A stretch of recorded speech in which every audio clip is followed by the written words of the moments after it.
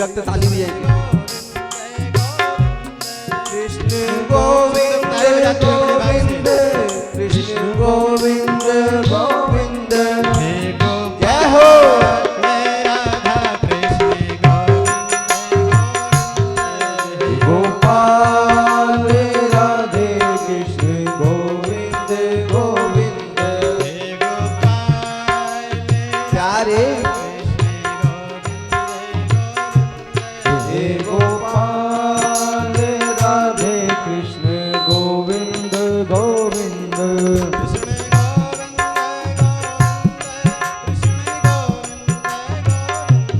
कृष्ण गोविंद गोविंद कृष्ण गोविंद गोविंद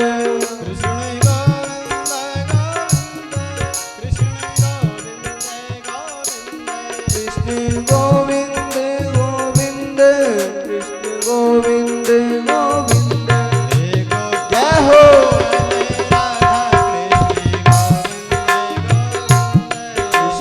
कृष्णवाल राधे कृष्ण गोविंद गोविंद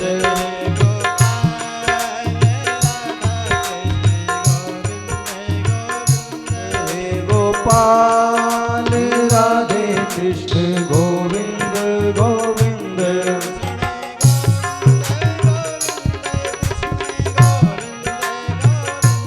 कृष्ण गोविंद गोविंद कृष्ण गोविंद गोविंद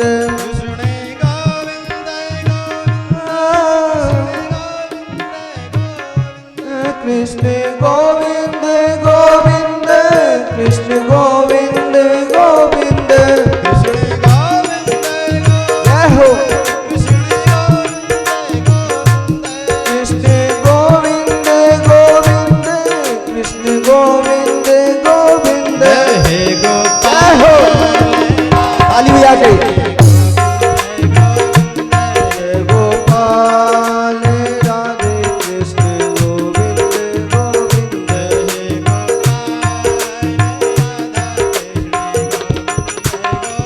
जय गोपाल राधे कृष्ण गोविंद गोविंद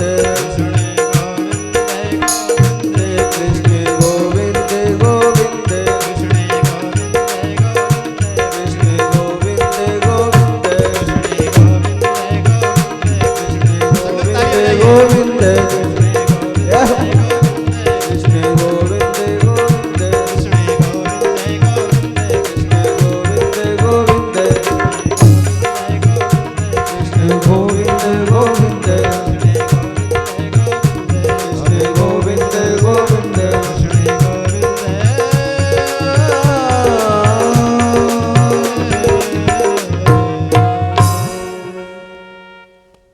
बोलिए श्री वृंदावन बिहारी लाल की जय श्रीमद्भागवत महापुराण की जय व्यास जी भगवान की जय सुखदेव भगवान की जय राजा परीक्षित भगवान की जय गंगा झरिया धाम की जय श्री विश्वकर्मा भगवान की जय हनुमंतलाल जी महाराज की जय द्वादश ज्योतिर्लिंग भगवान की जय भूतभावन महादेव की जय नमः पार्वती पतये हर हर हर महादेव जय जय श्री राधे जय जय श्री राधे श्याम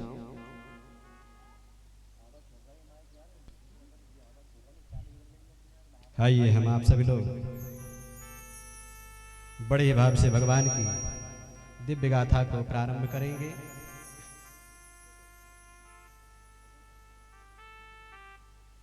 प्रिय सज्जनों, हम आप सभी लोगों के जीवन में भगवान की एक अहेतुकी कृपा प्राप्त हुई है। कहते हैं जब हमारे जन्म जन्मांतरों के युग युगांतरों के कल्प कल्पांतरों के जब पुण्य उदित होते हैं तब कहीं जाकर के भगवान की दिव्य गाथा श्रवण करने का जो है हमें लाभ प्राप्त हो पाता है। हम आप सभी लोग परम बड़भागी हैं कि आज ऐसी दिव्य गाथा को श्रवण करने के लिए जा रहे हैं जिस गाथा को श्रवण करने के लिए बड़े बड़े देवता ऋषि महर्षि भी इस गाथा के लिए तरसते हैं कि हमें भगवान की वह गाथा प्राप्त हो जाए, जिस गाथा को श्रवण करके हमारा जीवन धन्य हो जाए। तो आइए हम आप सभी लोग विचार करते हैं भगवान की कथा के लिए श्रवण करने के लिए सर्वप्रथम हम आप सभी लोगों को भगवान के चरणों में मन लगाना पड़ता है।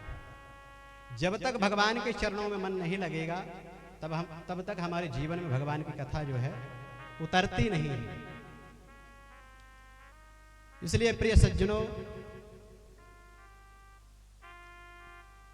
हमारे जीवन में अगर भगवान की गाथा सुलभ हो रही है तो यह भगवान की एक विशेष कृपा है, जो कि हम आप सभी लोग आज से प्रथम दिवस से लेकर के सप्त दिन पर्यंत भगवान की दिव्य गाथा को श्रवण करेंगे।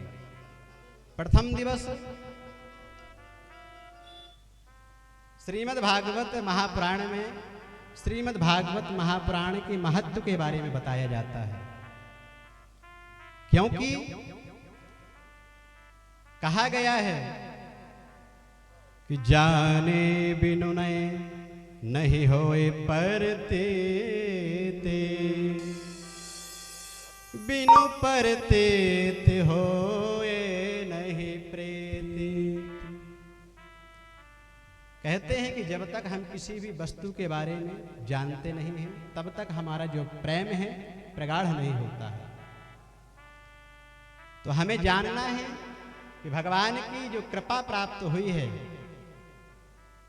इस कथा की विशेषता क्या है, इस कथा को किस प्रकार से श्रवण करना चाहिए, इसके नियम क्या है, इस सारी जो भी महिमा है हम आप सभी लोगों को श्रवण कराएंगे। सर्वप्रथम हम आप सभी लोगों को यह जानना है कि श्रीमद् भागवत महापुराण है क्या, क्योंकि हम आप सभी लोगों ने जितने भी कथाओं को सुना, जिस कथा को हमने सुना, जिस देवता की ज्यादा महिमा है उसी देवता के नाम से जो है उस पुराण का नाम रखा गया। तो श्रीमद् भागवत महापुराण में सबसे ज्यादा अगर कहा जाए तो भगवान कृष्ण की महिमा है, इसलिए इस पुराण का जो है नाम भी कृष्ण पुराण होना चाहिए था। लेकिन श्रीमद् भागवत में सबसे पहले श्रीमद् लगाया गया, फिर भागवत, फिर महापुराण। ऐसा क्यों? तो प्रिय सज्जनों, यह जो भगवान की कथा है श्रीमद् भागवत महापुराण के विषय में हम जानेंगे कि श्रीमद् क्यों लगा। तो एक कथा आती है कि श्रियः मद श्रीमद्, यानी कि जो श्री जी के विचारों से जिस ग्रंथ का प्रणयन हुआ है, श्री जी यानी हमारी राधा रानी, उनकी ही कृपा से श्रीमद् भागवत महापुराण का प्रणयन हुआ और सुखदेव जी महाराज के माध्यम से जो है परीक्षित को श्रवण कराया गया। परीक्षित के माध्यम से हम आप सभी लोगों को भगवान की दिव्य गाथा सुलभ हो पा रही है। तो श्रीमद् क्यों लगा, इसका कारण क्या है? एक समय दिव्य गोलोक धाम में श्री राधा माधव प्रभु विराजमान थे। तो राधा रानी ने भगवान से प्रार्थना की कि प्रभु आप इस द्वापर युग को छोड़ करके और विश्राम ले लेंगे और कलयुग का प्रवेश हो जाएगा। तो इस संसार में जो प्राणी है, जो जीव है, जैसे ही आप भगवत धाम को छोड़ करके अपने धाम को चले जाएंगे, फिर कलयुग इस धरा पर जब अपना पैर जमा लेगा, तो पैर जमाने के बाद जो जीव है उसका कल्याण कैसे होगा? तो यहां पर राधा रानी ने जब इच्छा की और कहा भगवान से, तो भगवान ने कहा, हे प्रिय, आप जो कह रही हैं ये बहुत अच्छी बात कहने जा रही हैं, क्योंकि इस संसार में जो प्राणी है वह जो है भगवान की कथा को श्रवण करने में बहुत कठिनता होगी, क्योंकि कलयुग का जो प्राणी होगा वह जप तप नियम योग समाधि वगैरह नहीं लगा सकता है। कलयुग में कुछ ऐसा साधन बताइए कि जिस साधन के माध्यम से जीव का कल्याण हो। भगवान ध्यान कर ही रहे थे, भगवान ने विचार किया कि क्या करना चाहिए। कहते हैं भगवान जैसे ध्यानस्थ हुए उसी समय भगवान की एक दिव्य ज्योति प्रकाश जो है हृदय से निकला, और वह जो प्रकाश पुंज था वह भागवत जी के रूप में परिणत हो गया। और भगवान श्री कृष्ण ने राधा जी को जो है श्रीमद् भागवत महापुराण की संहिता दी और कहा कि यह जो महापुराण की संहिता है, अब आपको विचार करना है कि इसका जो अधिकारी कौन है। राधा रानी ने विचार किया कि हमारे जो दिव्य गोलोक धाम में ऐसा कौन सुपात्र है कि जिसको हम भगवान की यह दिव्य गाथा श्रवण कराएं। राधा रानी ने अपने दिव्य गोलोक धाम में चारों तरफ जो है नजर लगाई, लेकिन राधा रानी ने विचार किया कि प्रभु ने इतना दिव्य ग्रंथ है, जो सारे गर्भित ग्रंथ है, यह प्रकट किया है, तो इसका सुपात्र कोई विशेष होना चाहिए। तो राधा रानी ने विचार किया, दिव्य गोलोक धाम में देखा तो संपूर्ण जीवों में विचार किया कि किसको श्रवण कराया जाए। तो राधा रानी जो है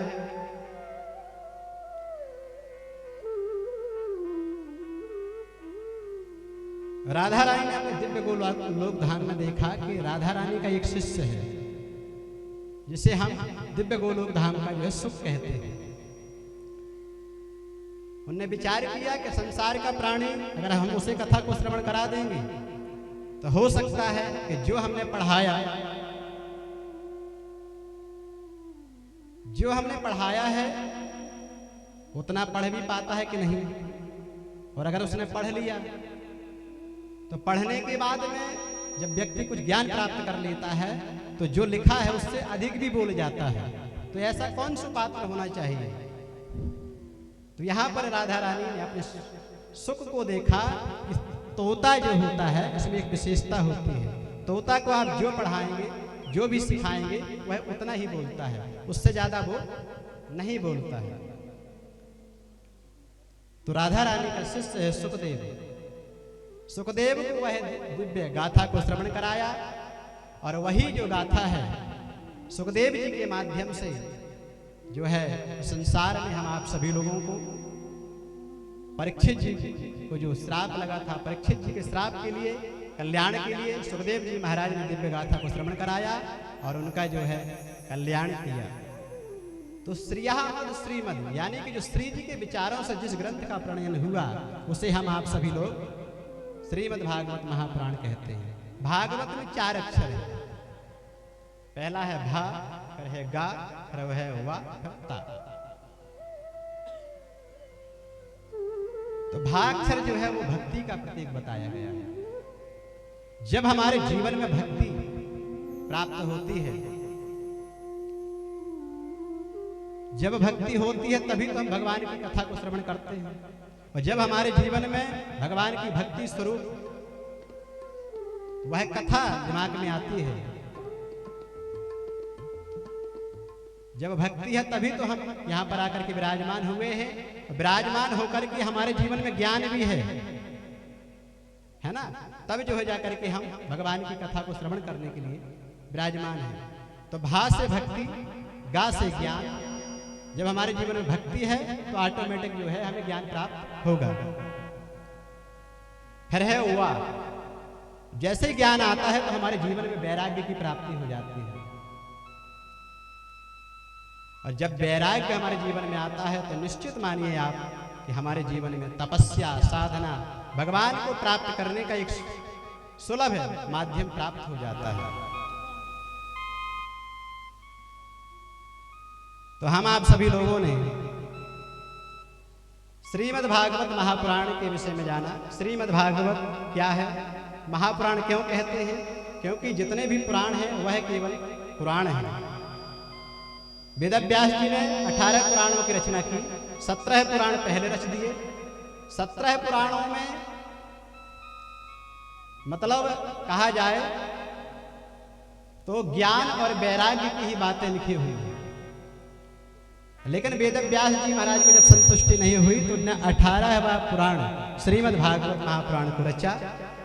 और वह श्रीमद् भागवत महापुराण जो 18वां वह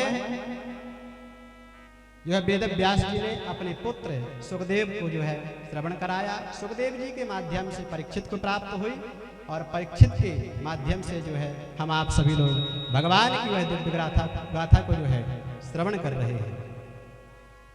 आइए हम आप सभी लोग श्रीमद् भागवत महापुराण की जो पद्म पुराण अंतर्गत महिमा गाई हुई है भागवत जी की, उसमें प्रवेश करते हैं। तो सच्चिदानंद रूपाय विश्वोत्पत्त्यादि हेतवे तापत्रय विनाशाय श्री कृष्णाय वयं नमः। श्रीमद् भागवत महापुराण का जो महात्म्य है पद्म पुराण अंतर्गत महात्म्य के पहले श्लोक में सच्चिदानंद रूपाय भगवान के स्वरूप के बारे में बताया कि भगवान का स्वरूप है कैसे। तो भगवान जो है सतघन, चितघन और आनंद घन, मतलब भगवान सत्स्वरूप है, परमात्मा चित स्वरूप है और आनंद स्वरूप भी है। सत हम उसे कहते हैं कि विद्वानत्वे अनासित्वम सत लक्षणम। हम संसार में जो भी वस्तु देख रहे हैं, क्या हम आप सभी लोग उसे सत मानते हैं? नहीं। जो भी हमारे जीवन में दिखाई दे रहा है वह सब असत है, केवल परमात्मा ही सत है। तो संसार में जो भी वस्तु देख रहे हैं, हम यहाँ पर वृक्ष देख रहे हैं, मकान, इतना बड़ा ये धाम देख रहे हैं, केवल परमात्मा की सत्ता इस संसार में दिखती है। बाकी जितने भी वस्तुओं को हम देख रहे हैं वह सभी नाशवान है। हम आज यहाँ पर बैठे हुए हैं, जरूरी नहीं है कि कल के दिन हम बैठ ही पाएंगे, है ना।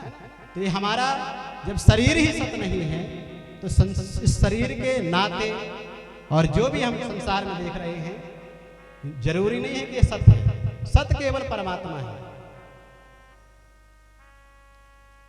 तो परमात्मा की ही सत्ता से संसार जो है व्याप्त है। परमात्मा की ही कृपा से हम आप सभी लोग भी यहाँ पर विराजमान हैं। तो सच्चिदानंद रूपाय भगवान सत्स्वरूप है, परमात्मा चित स्वरूप भी है। चित्त परमात्मा की वह शक्ति है जिस शक्ति के माध्यम से हम आप सभी लोग यहाँ पर विराजमान हैं। अगर वह परमात्मा की जो सूक्ष्म शक्ति है आत्मा के रूप में, अगर वह आत्मा रूप वह चैतन्य शक्ति अगर हमारे जीवन में ना हो, हमारे हृदय में ना विराजमान हो, तो हम कुछ नहीं कर सकते हैं। हमारे अंदर वह चेतना शक्ति विराजमान है, तभी हम कुछ कर पाते हैं, सोच पाते हैं, है ना। तो परमात्मा की ही कृपा से हम जो है चैतन्यमय यहाँ पर दिख रहे हैं। और परमात्मा की जब हम कथा को श्रवण करते हैं, परमात्मा का दर्शन करते हैं मंदिरों में जाकर के, गंगा झिरिया में हम आप सभी लोग विराजमान होकर के और कथा श्रवण कर रहे हैं, भगवान की दिव्य झांकियों का दर्शन कर रहे हैं। जब भगवान की कथा को श्रवण करते हैं, भगवान का दर्शन करते हैं, तो हमें जो है आनंद की अनुभूति होती है। जो आनंद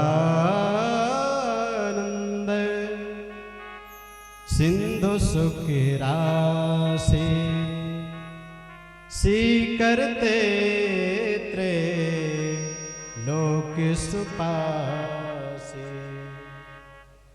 सो सुख धाम राम यस नामा, अखिर लोक दायक विश्राम। उस परमात्मा की जब हम कथा को श्रवण करते हैं, परमात्मा का दर्शन करते हैं, तो हमारे जीवन में आनंद की अनुभूति होती है। आज भगवान की यहाँ पर कथा हो रही है, तो हम आप सभी लोगों को प्रसन्नता हो रही है कि आज श्रीमद् भागवत महापुराण के रूप में भगवान की गाथा विराजमान है। यानी कि प्रत्यक्षा कृष्ण ये भी साक्षात भगवान श्री कृष्ण ही यहाँ पर भागवत जी के रूप में विराजमान है। तो हम आप सभी लोगों ने भगवान जो है सत्य और भगवान की सत्ता से ही सत्यवत जो है प्रतीत दिखता है। केवल परमात्मा ही सत्य है, भगवान ही चैतन्य स्वरूप है और परमात्मा जो है आनंद स्वरूप है। सच्चिदानंद रूपाय, परमात्मा करते क्या है? भगवान का स्वरूप कैसा है? सत्य स्वरूप है, चित्त स्वरूप है और आनंद स्वरूप। लेकिन परमात्मा की क्रिया क्या है? परमात्मा करते क्या है? तो परमात्मा विश्व की उत्पत्ति, पालन और संहार का कार्य करते हैं। मतलब हमें संसार में जन्म दिया। जब परमात्मा ने हमें संसार में जन्म दिया तो भगवान हमारा पालन पोषण भी कर रहे हैं, क्योंकि उनकी ही कृपा से जो है हम आप सभी लोग फलीभूत हो रहे हैं। और इस संसार में हम अपना जीवन जीते हैं, फिर परमात्मा दया करके करुणा करके जो है अपने धाम में भगवान हमें बुला भी लेते हैं, है ना। तो भगवान क्या करते हैं? विश्व की उत्पत्ति और पालन और अंत में जो है संहार की क्रिया कौन करता है? परमात्मा करते हैं। और परमात्मा की एक और विशेषता है, तापत्रय विनाशाय श्री कृष्णाय वयं नमः। भगवान जो है हमारे जीवन में आदि दैविक ताप, आदि भौतिक, आध्यात्मिक तीन प्रकार के जो ताप होते हैं, उन तापों का जो है शमन करते हैं। आदि दैहिक ताप कौन सा है? जो हमारे जीवन में देह के रूप में प्राप्त होता है।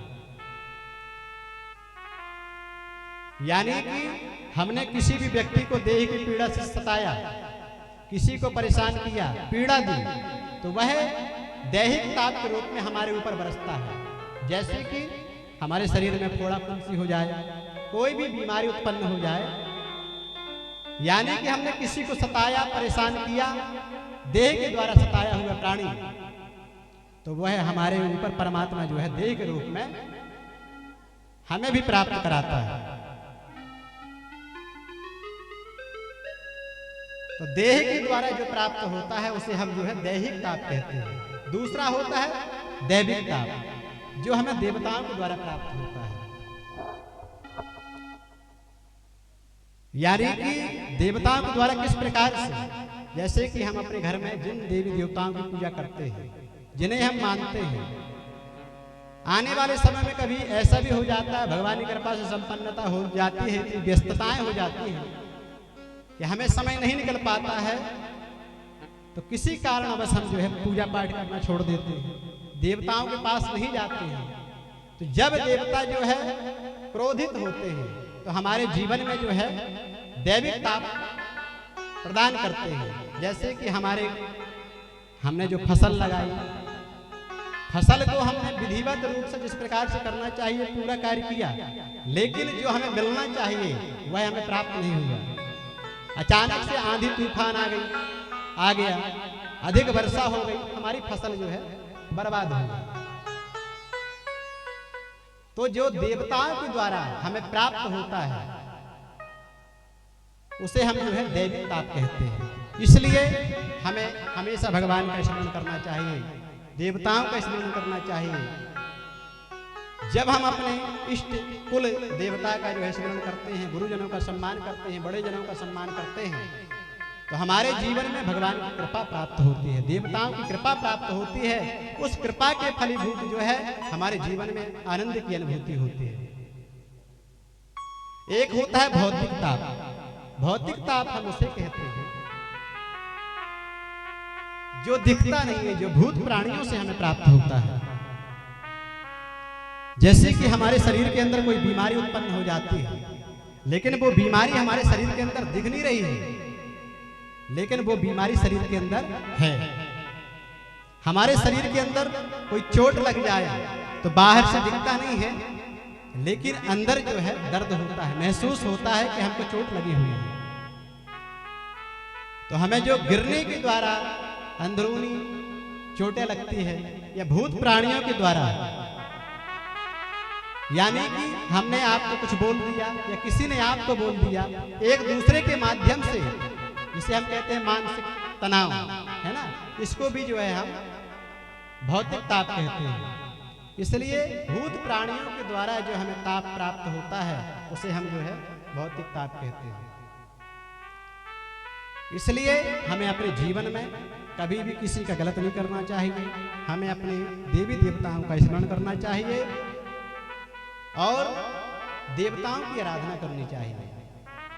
जब हम आप सभी लोग इस प्रकार से भगवान की कृपा को प्राप्त करते हैं, तापत्रय विनाशाय श्री कृष्णाय वयं नमः। भगवान की कृपा को जब हम प्राप्त करते हैं तो तापत्रय विनाशाय, हमारे जीवन में आदि देह दैव भौतिक तीनों प्रकार के जो ताप हैं, भगवान का स्मरण करने मात्र से उन तीनों तापों का जो है नाश हो जाता है। भगवान की कृपा जो है हमें प्राप्त होती है।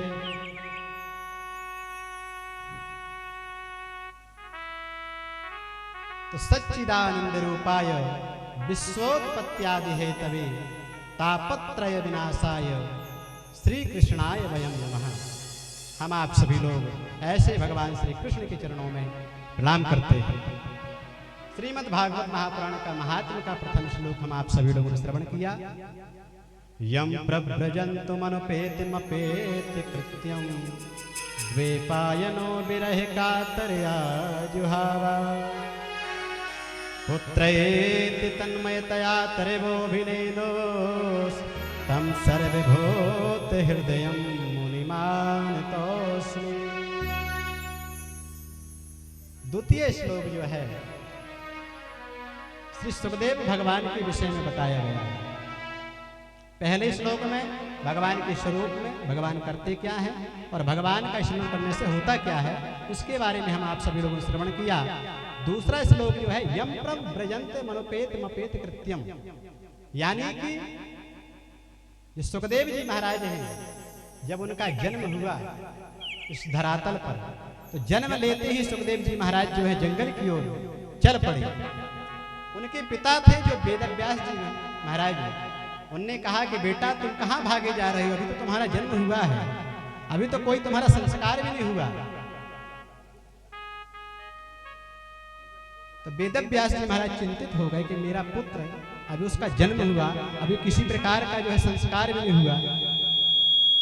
तो यहाँ पर वेदव्यास जी महाराज ने आवाज लगाई कि पुत्र रुको रुको रुको, द्वैपायनो विरह कातरया जुहावा। द्वैपायन वेदव्यास जी जो है विरह में कातर हैं। पुत्रेति तन्मयतया तरेवोऽभिनेदुस् तं सर्वभूत हृदयं मुनिमानतोऽस्मि। हे पुत्र तुम कहाँ भागे जा रहे हो, रुको कुछ क्षण के लिए रुको। लेकिन वेदव्यास जी महाराज की आवाज को जो है सुखदेव जी नहीं सुन रहे हैं, क्योंकि वो तो परम तपस्वी हैं, सन्यासी हैं, त्यागी हैं, अवधूत हैं। जब वेदव्यास जी की बातों को सुनकर के उनके पुत्र सुखदेव ने जब उत्तर नहीं दिया, तो वृक्षों ने उत्तर दिया है। वृक्ष कह रहे हैं वृक्ष कभू ना फल भगे नदी न संचयनी, परमार्थ के कारण साधु ने धरा शरीर। वृक्ष कह रहे हैं कि हे वेद